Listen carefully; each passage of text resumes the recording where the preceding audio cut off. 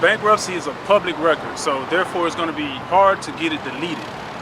There are different ways that you can remove a bankruptcy from your credit file, like the regular dispute, and we're going to talk about that today. I recommend that you learn what your local state courthouse does with these public records. A bankruptcy is nothing but a public record. View everything that's on that bankruptcy, and you can look for any errors, the wrong docket number, the wrong case number. You can have your name could be spelled wrong, your phone number could be wrong, your address could be wrong because you no longer live at that address. So you want to check the public record. You want to give it 2 years. You want to always give it 2 years before you try to delete this bankruptcy. But before you dispute anything from your credit report involving a bankruptcy, what you want to do is you want to view your credit report and you want to check everything on your credit report that involves that bankruptcy. So if you had a mortgage that was involved with a bankruptcy, that mortgage, when you read your credit report, it's going to say bankruptcy under that mortgage, or it's going to say credit card, $40,000 limit, bankruptcy. You want to delete those files first. Delete everything first involving the bankruptcy. I don't care if it's your address, your phone number, anything that was involved with that bankruptcy, delete that first. Because what the credit bureaus like to do, they like to make it easy, especially when they're using eOscar. A normal person is never involved with the dispute.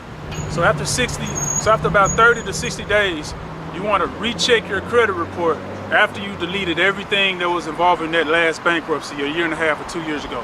So you want to recheck your credit report after about 60 days. Check the credit report, make sure that it didn't come back, because they're notorious for putting things back on your credit report. So make sure that they didn't put anything back on your credit report. Once you do that, then go back and delete the bankruptcy. Remember, credit reporting companies like credit bureaus, they are the enemy. Anybody that can profit from selling your information without your knowledge, they're the enemy. So remember, when you send in your dispute, don't send any extra information. Don't send them your credit report file number. Don't send them don't send them nothing. Only thing you want to send them is your new address, if that's the address that you want them to have on file. Remember, you can't use a P.O. box. It has to be a home address, but don't give them any extra information. I don't even send my ID, a copy of my ID. Definitely don't send a copy of your birth certificate. Definitely don't send a copy of your social security card. I did this before. I did this one time. I sent a copy of my ID and my social security card because that's what I thought I was supposed to do. When I did that and I started to dispute, guess what?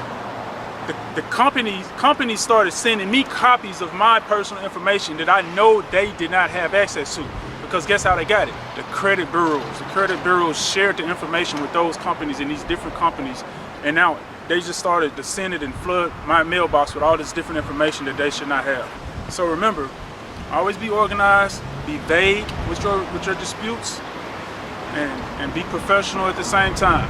If we have to contact the FTC, the State Attorney General, and we have to sue the credit bureaus, that's one of the only things that's really going to get their attention. So that's what I advise you to do when it comes to sensitive information, and you have constantly having to send dispute. So again, thanks for joining me. Thanks for watching. Again, if you have any questions, feel free to holler at me in the comment box. Email me. I'm widely available. I'm here to answer your questions. Bankruptcies, they're not the easiest things to remove, but it is possible.